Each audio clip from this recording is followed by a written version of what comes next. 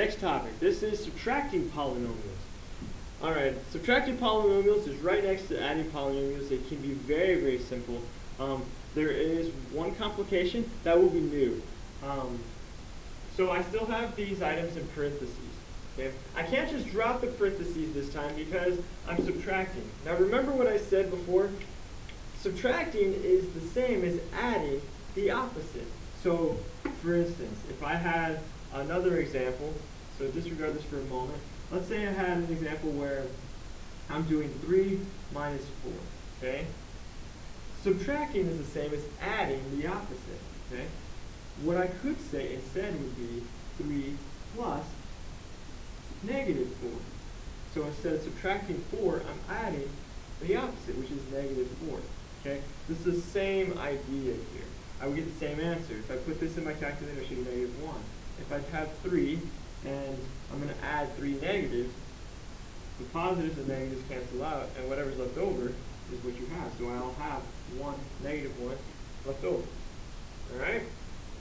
Same idea here. I know it looks intimidating and quite complicated, but what we're going to do here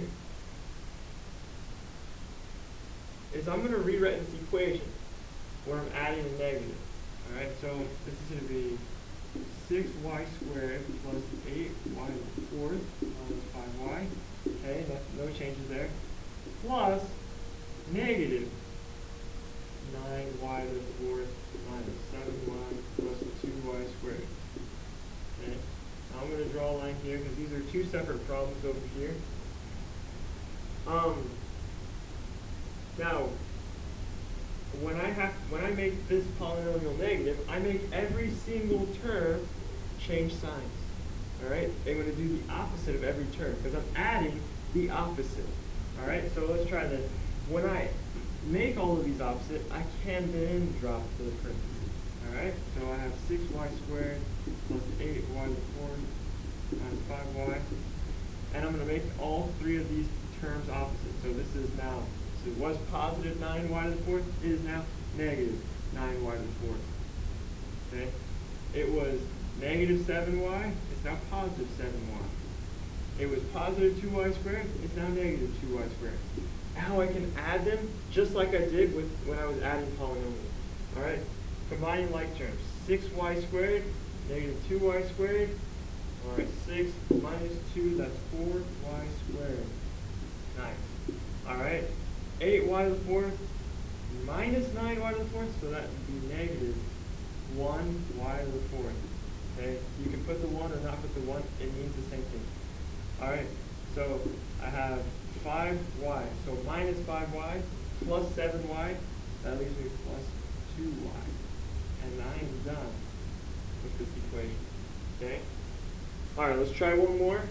I am here subtracting, so I'm adding the opposite. So instead of going through and rewriting this as adding the negative, I know that I can go ahead, I can rewrite this where I change the sign on all three of these terms. So I'm going to do that. So this is 4x squared minus 2xy plus 3y squared.